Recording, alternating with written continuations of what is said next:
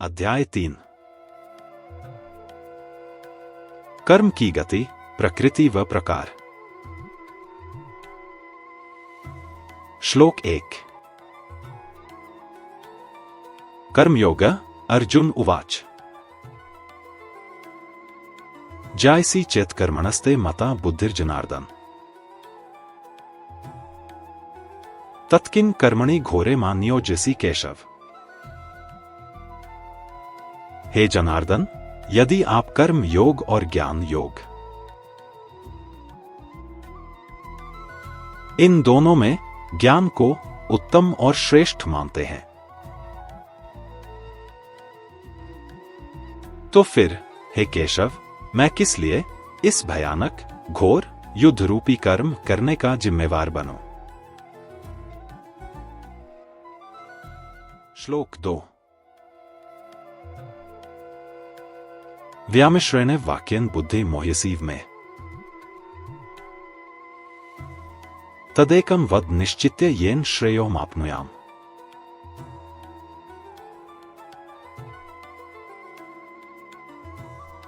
हे जनार्दन, आपके तर्क, युक्ति व कथन जो कि गड़बड़ किए हुए से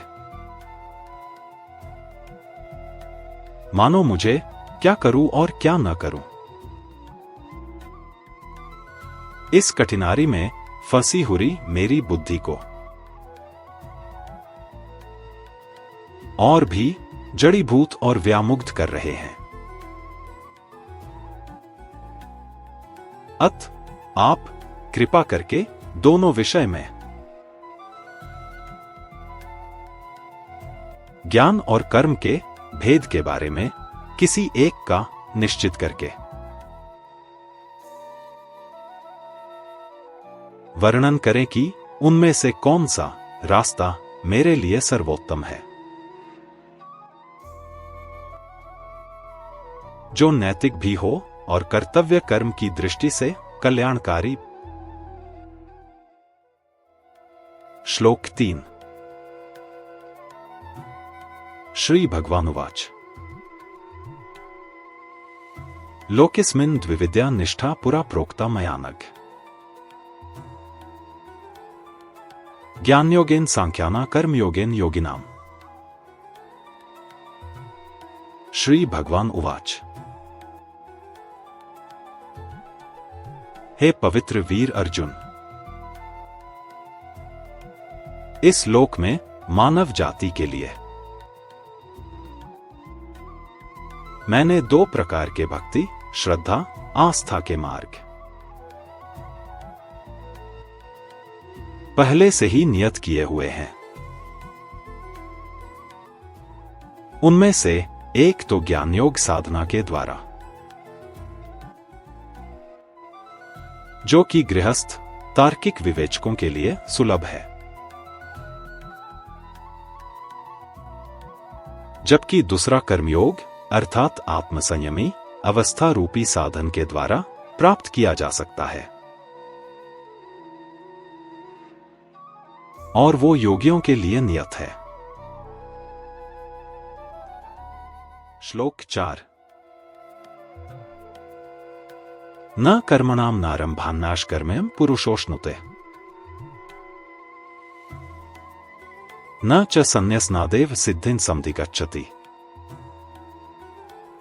बिना कर्म किए वैराग कैसा? किसी भी पुरुष को कर्म का आरंभ किए बिना अर्थात स्वधर्म में निहित कर्तव्य कर्म किए बिना किसी भी प्रकार की अकर्मण्यता को प्राप्त करने का प्रोत्साहन नहीं मिल सकता, और इस प्रकार सही तौर पर वैराग्य व विरक्ति को विषय भोगों से मुंह मोड़ लेना सफल नहीं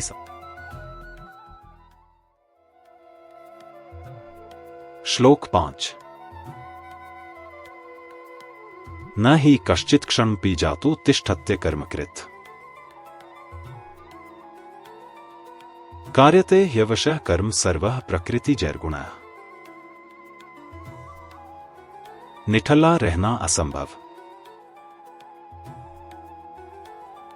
क्योंकि कोरी क्षण मात्र के लिए भी और किसी भी समय कोरी कार्य किए बिना रह ही नहीं सकता, अर्थात निकम्मा या निठल्ला नहीं रह सकता। निश्चित रूप से माया प्रकृति से उत्पन्न, रचित, उत्पादन इस पुरुष को लालायित, लाचार और शक्तिहीन करके किसी न किसी कार्य में लगाए ही रखते हैं।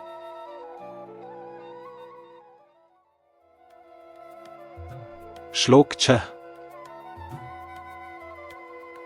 कर्मेन्द्रियाणि संयमय य आस्ते मनसा स्मरन्। इंद्रियार्थान् विमूढ़ात्मा मिथ्याचारः स उच्यते। 3:6। सच्चा वैराग। जैसे कोरी मनुष्य अपनी कर्म इंद्रियों को तो वश में कर लेता है, परंतु उन कर्म इंद्रियों और उनके विषय भोगों, भौतिक पदार्थों व उनसे प्राप्त सुखों को मन ही मन में याद रखे हुए है। उनको याददाश्त में कहीं गहरे बसाए हुए हैं। तो ऐसा मंदबुद्धि, दोगला, विषय भोगों से लुभाया वह उनको नहीं भयाग पाने का पछतावा सा करता हुआ मनुष्य झूठा, अनुचित व अनैतिक आचरण कर रहा है, सो उसके बारे में कहा जाता है। श्लोक 7। यस्त्विन्द्रियाणि मनसा नियम्यार्भतेऽर्जुन। कर्मेन्द्रियः कर्मयोगमसक्तः स विशिष्यते। परंतु हे अर्जुन, जिस पुरुष ने वश में रखने, अधीन करने योग्य इंद्रियों को नियमित, संयमित कर लिया है और उनके असंख्य विषय भोगों, झूठे सुखों के ताने बाने से बाहर आ गया है, सांसारिक सुखों से पूरी तरह उदासीन हो गया है, मुंह फेर लिया है और अंतर्मन से भी उनकी भूल भुलैया से मुक्त हो गया है, सो ही कर्मयोगी झूठे कर्म बंधनों से मुक्त हुआ। लगातार सच्चे, सहज, स्वाभाविक, स्वधर्म कर्तव्य कर्म में निहित कार्य करने वाला ही अत्यंत श्रेष्ठ सज्जन पुरुष है।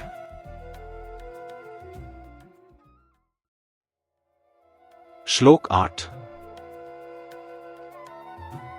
नियतं कुरु कर्म त्वं कर्म ज्यायो ह्यकर्मणः। शरीर यात्रापि चते न प्रसिद्ध्येत कर्मणः। हे पार्थ, तुम इस जीवन के नियमों का पूरी निष्ठा से पालन कर। वह अपने निहित कर्तव्य कर्मपरायण होकर के कर, क्योंकि निकम्मा व निठला रहने से तो अपने निहित कर्तव्य कर्म करना बहुत ही उत्तम व श्रेष्ठ है। और भी तू अगर कर्म नहीं करेगा तो इस शरीर की देखभाल पालन पोषण कैसे होगा? और इसके साथ साथ कीर्ति व जीवन में सफलता से भी वंचित रह जाएगा। श्लोक 9। यज्ञार्थात् कर्मणोऽन्यत्र लोकोऽयं कर्मबन्धनः तदर्थं कर्म कौन्तेय मुक्त संगः समाचर। पवित्र यज्ञ का विधान व याज्ञिक कर्म। हे कौन्तेय, यह दुनिया समस्त प्राणी मात्र यज्ञ के अलावा अर्थात भक्ति पूजा, मानव स्वधर्म, कर्तव्य व पवित्र कर्म न करके दूसरे झूठे अनैतिक कार्य, अपने ही स्वार्थ साधने में लगे होने के कारण ही तो कर्मों की गुलाम अर्थात उनके बंधन जाल में फंसी रहती है। इसलिए अपने आप को इन झूठे सांसारिक कर्म जाल सुखस्वाद से दूर मुक्त रखते हुए तू यज्ञ के प्रयोजन से जीवन में शुद्ध पवित्र आचरण ही कर, तब सब प्रकार से शुभ ही शुभ होगा। श्लोक 10। सहयज्ञाः प्रजाः सृष्ट्वा पुरोवाच प्रजाप्तियः अनेन प्रस्विष्य ध्वमेश वोस्त्विष्ट कामधुक्। सामूहिक सहयोग व भलाई। सामूहिक सहयोग व भलाई हेतु ही प्रजापति ब्रह्मा जी ने श्री भगवान के आदेशानुसार ही आदिकाल में जब मानव जाति की उत्पत्ति की तो उसी के साथ साथ उसी समय संयुक्त संबंध रूप में यज्ञ प्रथा की प्रस्थापना भी की और मानव जाति को भरोसा और विश्वास दिलाया कि यज्ञ के द्वारा तुम्हारे अनेक ऐसे दोष जो विष देने योग्य हैं उनका दमन होगा और यज्ञ आप लोगों को शीघ्र ही मांगलिकता व मन वांछित फल प्रदान करेगा। श्लोक 11। देवान् भाव्यतानेन ते देवा भाव्यन्तु वः परस्परं भाव्यन्तः श्रेयः परं वाप्स्यथ। इस पवित्र यज्ञ अनुष्ठान के द्वारा तुम लोग पवित्र गुणरूपी देवताओं का आह्वान करो और सभी देवता तुम लोगों को पवित्र गुण संपन्न करेंगे। इस प्रकार आपस में अनुराग भक्ति, निस्वार्थ सेवा भाव, समुचित आदर भाव और सामूहिक उत्थान की प्रवृत्ति से तुम लोग सुखी, सौभाग्यशाली, अत्यंत श्रेष्ठ, महत्तम अवस्था स्थिति को प्राप्त करने के योग्य अधिकारी बन जाओगे। श्लोक 12। इष्टान भोगान ही वो देवा दास्यन्ते यज्ञ भाविता है तैर्दत्तान प्रदायभ्यो यो भुंक्ते स्तेन एव सह। सामूहिक सुख साधनों का चोर इस यज्ञ के पवित्र अनुष्ठान से प्रकटीकृत देवगण लोगों को मांगलिक व मनवांछित सुखोपयोग के साधन, शांति व संपन्नता निसंदेह भेंट स्वरूप देंगे। लेकिन इन पवित्र व शुद्ध देव सुख साधनों को जो कोई आगे दान उपहार के रूप में दूसरों को नहीं बांटता और स्वयं ही इन सुख साधनों को भोगता है, वह पुरुष तो चोर स्वरूप सचमुच चोर ही है। श्लोक 13।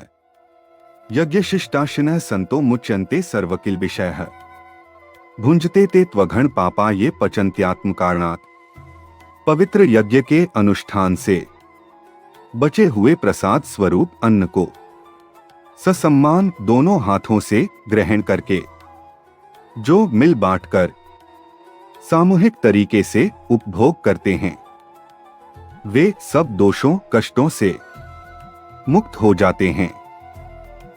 और इसके विपरीत जो दुष्ट कुकर्मी अपनी स्वयं की ही भूख मिटाने के लिए अन्न पकाते हैं, वो तो अपने लिए अपराध ही पकाते और अपराध ही खाते हैं। श्लोक 14 और 15। अन्नाद् भवन्ति भूतानि पर्जन्यादन्न संभवः यज्ञात् भवति पर्जन्यो यज्ञः कर्मसमुद्भवः। कर्म ब्रह्मोद्भवं विद्धि ब्रह्माक्षर समुद्भवम्। तस्मात् सर्वक्तं ब्रह्मा नित्य यज्ञ प्रतिष्ठितम्। ओम परब्रह्म से सृष्टि चक्र की उत्पत्ति।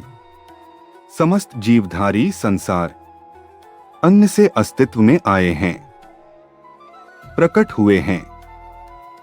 अन्न वर्षा से उत्पन्न हुआ है। वर्षा इनके आशीर्वाद स्वरूप पवित्र यज्ञ के अनुष्ठान से संभव उद्भव हुई है। यज्ञ की उत्पत्ति, सत्ता, कर्म, संस्कार, उद्देश्य मानव जाति, ऋषि, मुनि व देवगणों द्वारा किए गए विशिष्ट व नैतिक कर्तव्य कर्मों, धार्मिक कृत्यों के अनुष्ठान से हुई। कर्म, संस्कार, उद्देश्य और इसका निर्वाह करने की वेद विधि, नियम, वेदाज्ञा व धार्मिक समादेश संस्कार वेद से उत्पन्न प्राप्त हुए हैं। परम पावन वेद अविनाशी अक्षर ओम परब्रह्म परमेश्वर से वरदान स्वरूप उत्पन्न हुए हैं। तब उपरोक्त तथ्यों के विवरण से यह सिद्ध होता है कि सर्वव्यापी परम पावन अविनाशी अक्षर ओम परब्रह्म परमेश्वर सदैव व सगुण रूप से पावन यज्ञ के अनुष्ठान में विराजमान रहते हैं। श्लोक 3 एवं प्रवर्तितम चक्रं नानुवर्तयति ह्यः अघायुरिंद्रियारामो मोघ पार्थ सजीवति। हे पार्थ, जो मनुष्य उपरोक्त वर्णित रीति से स्थापित की गई चक्ररूप सुव्यवस्था की अनुपालना नहीं करता और केवल इंद्रियों व उनके भोग विलासों में धसा है, तो ऐसा द्रोही, पापी, निरर्थक जिंदा है, सांस ही ले रहा है। श्लोक 3 यस्त्वात्मर्तिरेव स्यादात्मतृप्तश्च मानवः आत्मन्येव च संतुष्टस्तस्य कार्यं न विद्यते। परंतु जिस महापुरुष ने आत्मा से मिलाप करके आनंद की अनुभूति कर ली है, स्वयं में ही संतुष्टि प्राप्त कर ली है, सो तो निश्चित रूप से परमात्मा समरूप समान हो गया है।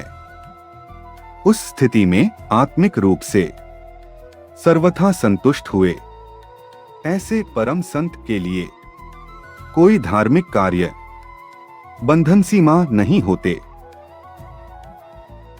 श्लोक 18 नैव तस्य कृतेनार्थो न कृतेने कश्चन न चास्य सर्वभूतेषु कश्चिदर्थ व्यपाश्रयः।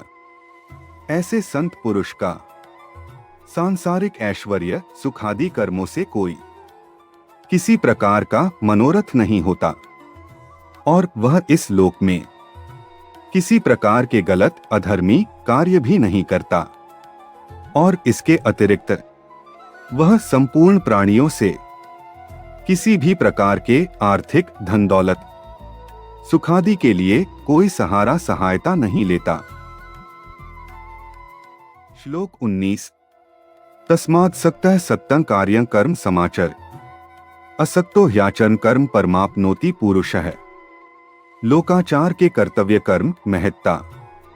इस कारण मनुष्य को सदैव व लगातार विषयभोगों विलासता रूपी व्यामोह से उदासीन विमुख रहते हुए शुद्ध सदाचार रूप से अपने निहित कर्तव्य कर्म करते रहने चाहिए, जिससे कि वो सांसारिक भोग विलासों से विमुक्त रहते हुए लोकाचार के अनुसार कर्तव्य कर्म करता हुआ महत्तम परम पुरुष परमात्मा को प्राप्त कर ले। श्लोक 20 कर्मणैव हि संसिद्धिमा स्थिता जनकादयः लोक संग्रह में वापि संपश्यन कर्तुमर्हसि। जनक महाराज, जनक आदि महान विभूतियों ने कर्म कुशलता, पवित्र कर्तव्य कर्म करते हुए उनके आश्रय से ही मोक्ष व पूर्ण निष्पन्नता प्राप्त की। अग्रज तू उनके शुद्ध आचरण व व्यवहार का अनुसरण और समाज के हित का ईमानदारी से अवलोकन करे तो वैसे ही आचरण करते हुए तुझे भी ऐसे ही उपयुक्त कर्म करने चाहिए। श्लोक 21। यद्यदाचरति श्रेष्ठस्तत् देवेत्रो जनः स यत् प्रमाणम कुरुते लोकस्तदनुवर्तते। श्री भगवान द्वारा स्वयं किए जा रहे कर्मों का उदाहरण। जो आचरण राजा, ब्राह्मण, उच्च लोग समाज में करते हैं, सो आचरण समाज के दूसरे सामान्य लोग भी ठीक उसी तरह उनका ही अनुसरण करते हैं, जैसे रीति रिवाज परिपाटी का उत्तम पुरुष चलन प्रमाणित कर देते हैं। समाज के दूसरे लोग एक प्रकार की आज्ञा के अनुरूप वैसा ही आचरण व्यवहार करने लग जाते हैं। श्लोक 22। न मे पार्थास्ति कर्तव्यं त्रिषु लोकेषु किंचन नान्वाप्तं वाप्तव्यं वर्त एव च कर्मणि। हे पार्थ, इन तीनों ही लोकों में मेरे लिए कोरी किसी प्रकार का कर्तव्य कर्म नहीं है, और नहीं मेरे लिए कोरी ऐसी प्राप्त करने योग्य वस्तु ही है जिसे पाया न जा सके। तो भी मैं कर्मों की कुशलता में ही आचरण करता हूँ, कर्म करने में ही विश्वास रखता हूँ। श्लोक 23। यदि यह न वर्तेय जातु कर्मण्य तंद्रितः मम वर्तमानुवर्तन्ते मनुष्याः पार्थ सर्वशः। श्री महाप्रभु की कर्म कुशलता में दृढ़ता। इसलिए यदि किसी समय में कर्तव्य कर्म करने में कुशलता न बरतूं, या मैं कर्तव्य कर्मों के प्रति जागरूक नहीं रहूं, मेरी मर्यादा, प्रतिज्ञा, प्रचलन को भंग कर दूं, तो मनुष्य भी सब प्रकार से वैसे ही आचरण व्यवहार को मेरी आज्ञा मानते हुए मेरा गलत अनुसरण करना शुरू कर देगा, अर्थात कर्तव्य कर्मों के प्रति उदासीन व लापरवाह हो जाएगा। श्लोक 24। उत्सीदेवरी में लोका न कुर्या कर्म चेदहम संकरस्य च कर्ता स्यामुपहन्यामिमाः प्रजाः। और यदि मैं कर्तव्य कर्म न करूं, तो यह मेरे ही द्वारा रचित सारा संसार पूरी तरह से नष्ट हो जाए, और मैं समाज के कार्य रूप प्रणाली के अनुसार वर्गीकरण को अस्त व्यस्त करने का भागी बनूं, और उसके परिणाम स्वरूप समाज को नष्ट भ्रष्ट करने वाला भी बनूं। श्लोक 26। न बुद्धिभेदम जन्यदज्ञाना कर्म संगिनाम जोष्यत् सर्व कर्माणि विद्वान्युक्तः समाचरन्। हे भारत, जिस लग्न से तत्परता से सांसारिक भौतिक कर्मों में रुचि रखने वाले, उनका आनंद लेने वाले अज्ञानी मनुष्य उन भोगों में रमे हुए समाये रहते हैं, ज्ञानी सत्पुरुष को भी चाहिए कि उसी तन्मयता लग्न से सांसारिक भौतिक कर्मों से विमुख हुआ, असक्त हुआ, समाज के हित कल्याण की इच्छा से सभी नैतिक व कर्तव्य कर्म करता रहे। श्लोक 26। न बुद्धिभेदम जनेद ज्ञाना कर्म संगिना जोषेत सर्व कर्माणि विद्वान्युक्तः समाचरन्। सदैव ध्यान युक्त, कर्तव्यरत नेताचार ज्ञानी विद्वान सत्पुरुष को चाहिए कि सांसारिक भौतिक कर्मों में रुचि रखने वाले, उनका आनंद लेने वाले अज्ञानी मनुष्यों की बुद्धि को किसी नीति के तहत गुमराह करके पलटने या बुद्धि में विकार पैदा करने का प्रयास नहीं करे, अपितु समस्त सांसारिक व भौतिक कर्मों से विमुख हुआ, असक्त हुआ, समाज के हित कल्याण की इच्छा से सभी नैतिक व कर्तव्य कर्म स्वयं करता रहे, और ऐसा ही चुपचाप प्रोत्साहित करके उन अज्ञानी मनुष्यों से भी करवाता रहे। श्लोक 27। प्रकृतेः क्रियमाणानि गुणैः कर्माणि सर्वशः अहंकार विमूढ़ात्मा कर्ताहमिति मन्यते। त्रिगुणों का क्रियाकलाप व कर्म, अज्ञानी को कर्तापन का भ्रम, संपूर्ण व सब प्रकार के कर्म असल में तो विधि की नियति के आदेशानुसार श्री भगवान द्वारा रचित मायावी गुणों व स्वभाव के अंतर्गत हो रहे हैं। पर अज्ञानी मनुष्य स्वार्थ व अभिमान वश हुआ मैं ही कर रहा हूं के दुर्भाव से अपने आप को ही करने वाला कर्ता समझ रहा है। ऐसा समझने या भरम पालने की नादानी भूल कर रहा है। श्लोक 28। तत्त्ववित्तु महाबाहो गुणकर्म विभाग्यो है गुणा गुणेषु वर्तन्त इति मत्वा न सज्जते।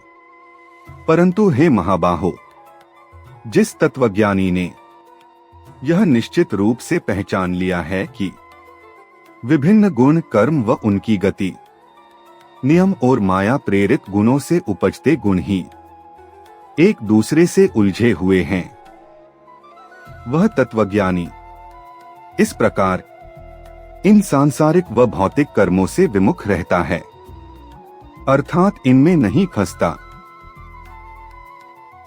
श्लोक 29। प्रकृतेर गुण सम्मूढ़ाः सज्जन्ते गुणकर्मसु तानकृत्स्नविदो मंदानकृत्स्नविन्न विचालेत। अज्ञानी पुरुष जो प्रकृति व मायावी गुणों के वशीकृत हैं, उनमें फंसे हुए हैं और इन्हीं मायावी गुणों और कर्मों से चिपके हुए हैं, अर्थात उनके भेद को नहीं जानते, नहीं पहचानते। ऐसे नादान, ना समझ, सुस्त, उदासीन व आलसी मनुष्यों को संपूर्ण ज्ञानवान बुद्धिमान पुरुष विचलित न करें, अर्थात असमंजस में न डालें। श्लोक 30। मयि सर्वाणि कर्माणि सन्न्यस्याध्यात्मचेतसा निराशीर्निर्ममो भूत्वा युध्यस्व विगतज्वरः। सब कुछ श्री कृष्ण को अर्पण। हे अर्जुन, समस्त संचित कर्म और आत्मचिंतन ज्ञान मुझ में अर्पण करके आशा निराशा मेरे तेरे की भावना से मुक्त हो करके पश्चाताप पछतावे का परित्याग करके तू युद्ध कर और फिर तू हर प्रकार से विजयी है।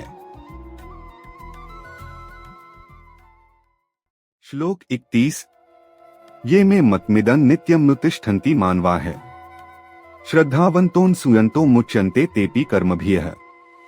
कर्मों से मुक्ति जो कोरी मानव स्वयं दोष मुक्त हो गया है और दूसरों में भी दोष नहीं निकालता ढूंढता और मेरे प्रति संपूर्ण श्रद्धा आस्था रखते हुए सदैव व निरंतर नियम पूर्वक मेरे इस आदेशात्मक उपदेश का अनुसरण करता है, उसे समस्त कर्मों से मुक्त हुआ समझ।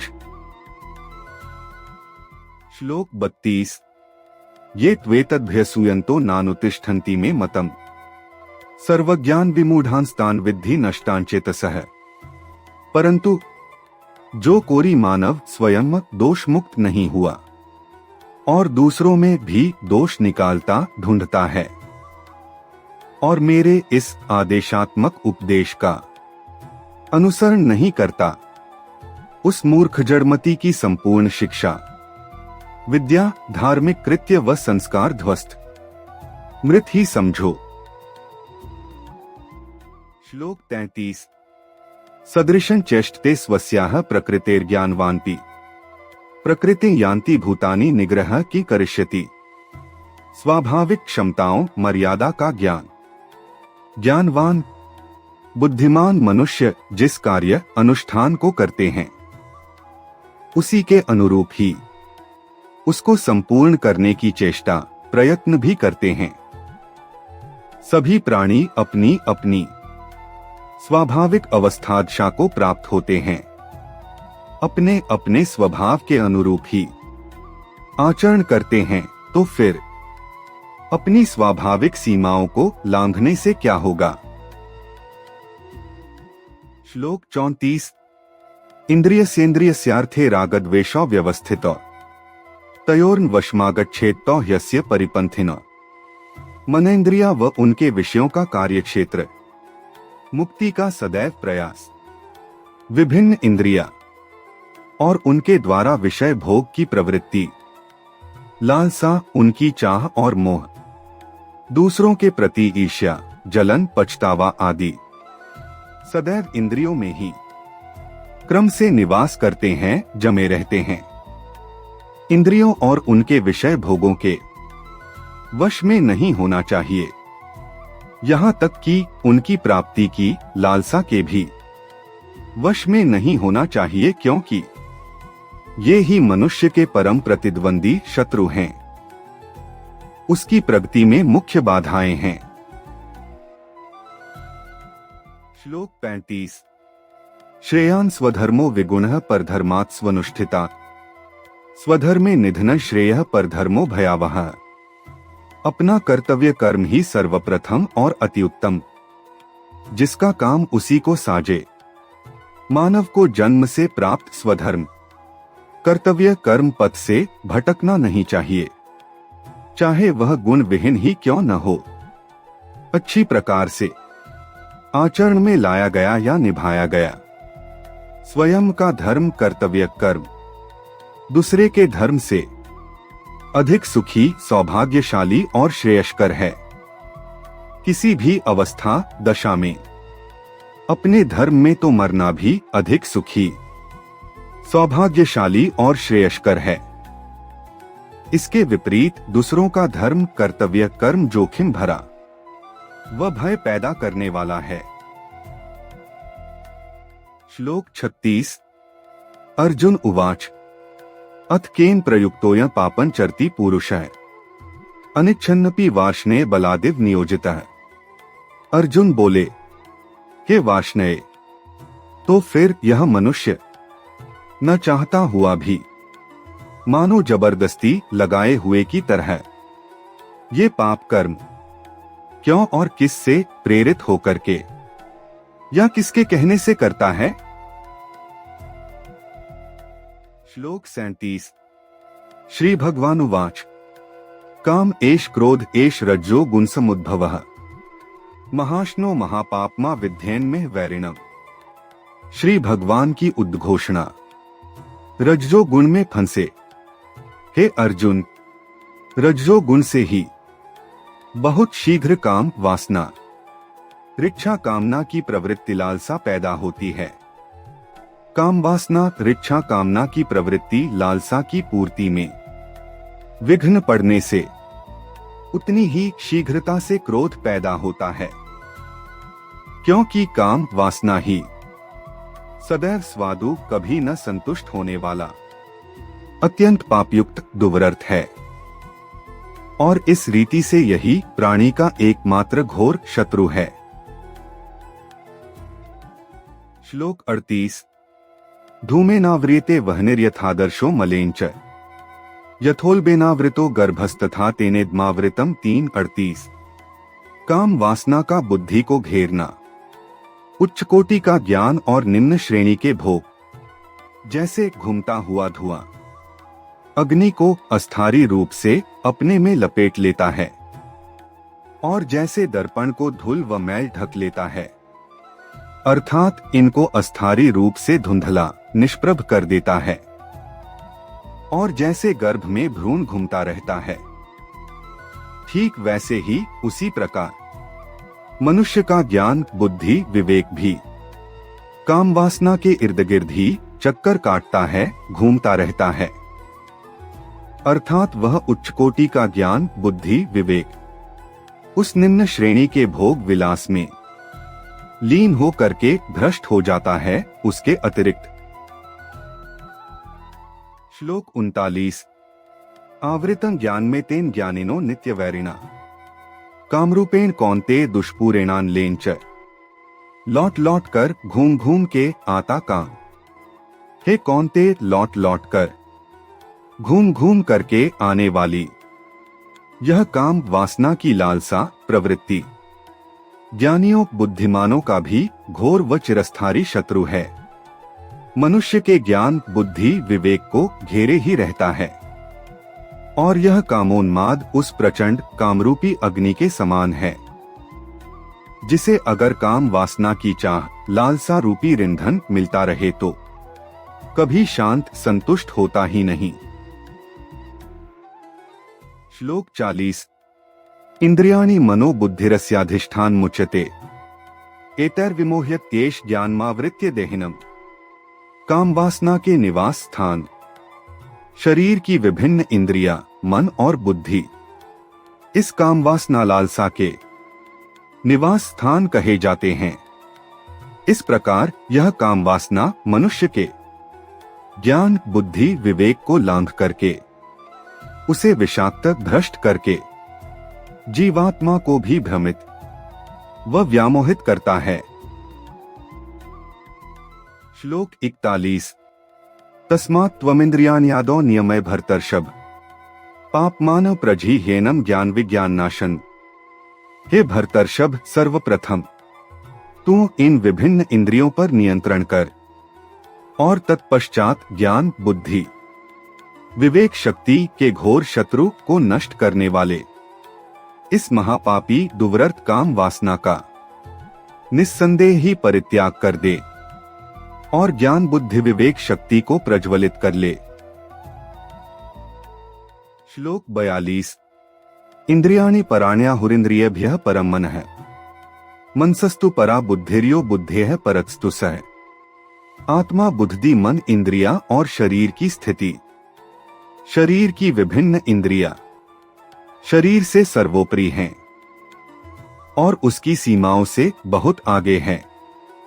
इन विभिन्न इंद्रियों से भी सर्वशक्तिशाली और परे पार मनुष्य का मन है, परंतु इस परम शक्तिशाली मन से भी परे ऊपर उसको काबू में रख पाने वाला मनुष्य का ज्ञान बुद्धि विवेक है। और इन सबसे परे अर्थात ज्ञान बुद्धि विवेक से भी सर्वोपरि और परम शक्तिशाली वह आत्मा है जो नित्य अजय अविनाशी है। श्लोक 43 एवं बुद्धेः परं बुद्ध्वा संस्तभ्यात्मात्मना जहि शत्रु महाबाहो कामरूपं दुरासदम्। आत्मा से मन बुद्धि सबल इस रीति को प्रत्यक्ष पहचान करके कि यह आत्मा सबसे सर्वोपरि और परम शक्तिशाली नित्य अजय अविनाशी है।